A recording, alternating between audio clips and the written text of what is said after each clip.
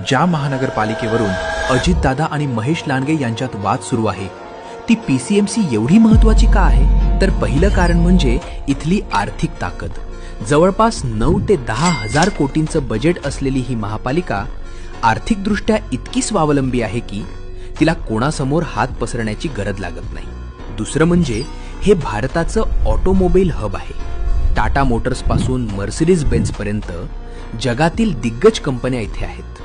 हजारो MSME मुळे हे शहर देशाचं औद्योगिक इंजिन बनलंय. तिसरं, इथले रुंद रस्ते आणि देशातील पहिली यशस्वी BRTS सेवा. आणि चौथं महत्वाचं कारण म्हणजे राजकीय महत्त्व. जो PCMC जिंकतो त्याचं संपूर्ण पुणे जिल्ह्यावर वर्चस्व असतं. म्हणूनच इथली प्रत्येक निवडणूक प्रतिष्ठेची असते.